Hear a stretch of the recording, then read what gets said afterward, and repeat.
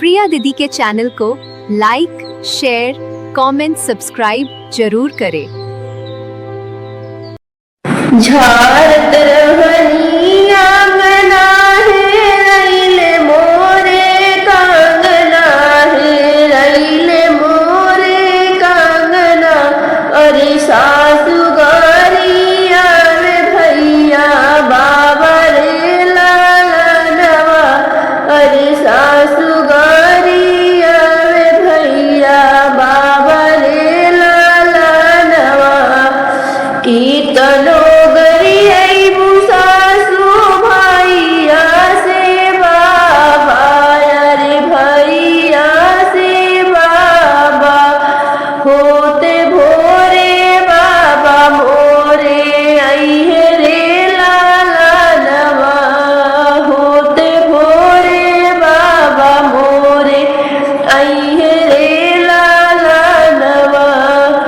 इतना बचन सासु सुनहु ना पवली। अरे रहिया में बोवे लगली काट रे लालनवा। अरे रहिया में बोवे लगली काट रे लालनवा। कीर्तनो तू बोई सासु रहिया में काटवा। अरे रहिया में काटवा। अरे हमर भैया बुलेट के चढ़वैया रे लालनवा। अरे हमार भैया बुलेट के चढ़वैया रे लालनवा। इतना वचन सासु सुनहु ना पवली। अरे सुनहु ना पवली। अरे तोड़े लगली नैहर के बान रे लालनवा। अरे तोड़े लगली नैहर के बान रे लालनवा।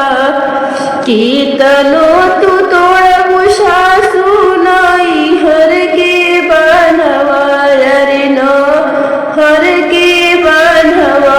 अरे हमार भैया पानी के बुड़वैया रे लालनवा।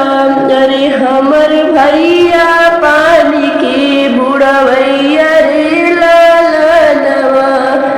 इतना बचन सासु सुनहु ना पावली। अरे सुनहु ना पावली। अरे डाले लगली चूल्हिया में पानी रे लालनवा। अरे डाले लगली चूल्हिया में पानी रे लालनवा। कीर्तनो तू डालबु सासु चूल्हिया में पनिया। अरे चूल्हिया में पनिया। हमर भैया होटल के खवैया रे लालनवा। हमर भैया होटल के खवैया रे लालनवा। इतना वचन सासु सुनहु ना पवली। अरे सुनहु ना पवली। अरे काटे लगली खटिया के ओर चनवा रे लालनवा। अरे काटे लगली खटिया की ओर चनवा रे लालनवा। कीर्तनो तू कटबु खटिया के ओर चनवा। अरे खटिया के ओर चनवा। अरे हमार भैया सोफा के बैठवैया रे लालनवा।